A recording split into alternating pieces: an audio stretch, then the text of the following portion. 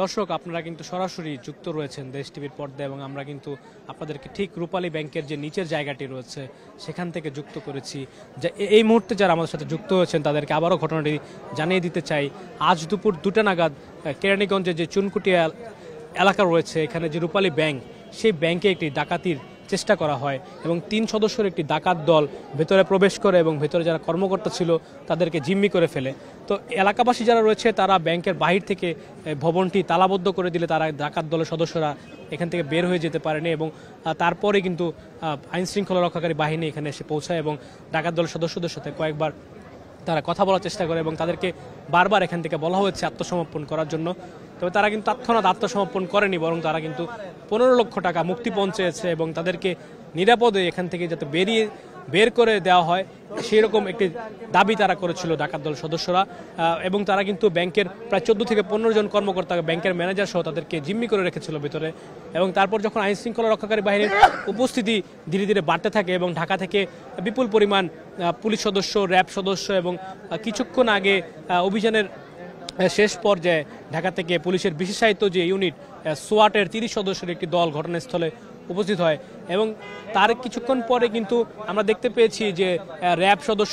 র্যাবের পাশাপাশি যৌথ বাহিনীর একটি দলের কাছে ডাকাত দলের সদস্যরা আত্মসমর্পণ করে এবং র্যাবের একটি গাড়িতে করে তাদেরকে এই ঘটনাস্থল থেকে নিয়ে যাওয়া হয়। তবে আইনশৃঙ্খলা রক্ষাকারী বাহিনীর পক্ষ থেকে আমাদেরকে এখন আনুষ্ঠানিকভাবে কোনো ব্রিফ করা হয়নি, যার কারণে আমরা ডাকাত দলের সদস্যদেরকে কোথায় রাখা হয়েছে, কোথায় নিয়ে যাওয়া হয়েছে এবং পরবর্তীতে তাদের বিরুদ্ধে কী ধরনের আইনি প্রক্রিয়া নেওয়া হবে সেটি কিন্তু আমরা এখন পর্যন্ত জানতে পারিনি। তবে আমরা কিন্তু সরাসরি রয়েছি যে রূপালী ব্যাংকের ঠিক সামনের জায়গাটিতে এবং এখানে আপনারা দেখতে পাচ্ছেন যে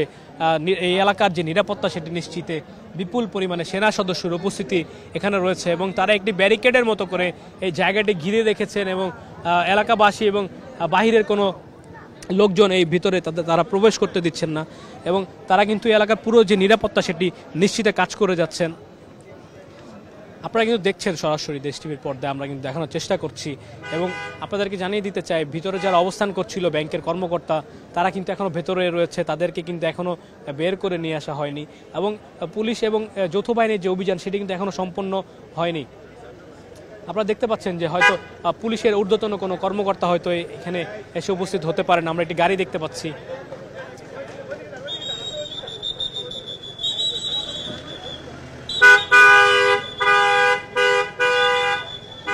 পাশাপাশি এখানকার যে স্থানীয় প্রশাসন এবং স্থানীয় যে পুলিশ সদস্য তাদের পাশাপাশি ঢাকা থেকে কিন্তু বিপুল পরিমাণ পুলিশ এবং ডিবি সদস্য এবং সোয়াট, র্যাব সবাই কিন্তু এখানে উপস্থিত ছিল এবং একটি যৌথ বাহিনীর একটি অভিযানের পরিপ্রেক্ষিতে কিন্তু ডাকাত দলের সদস্যদের গ্রেফতার করতে সক্ষম হয় তারা।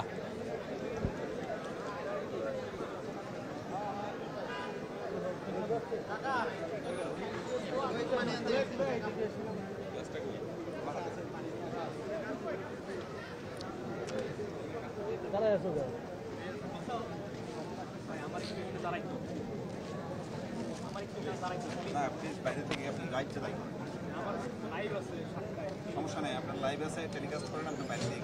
এখানে ধরো এখানে আসো।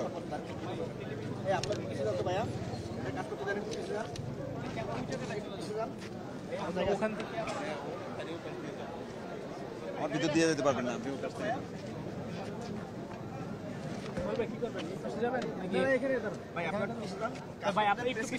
আমরা একটু লাইভ দিই, আবার আপনারা আসতে আমরা একটু লাইভ দিই, হ্যাঁ একটু লাইভ দিই।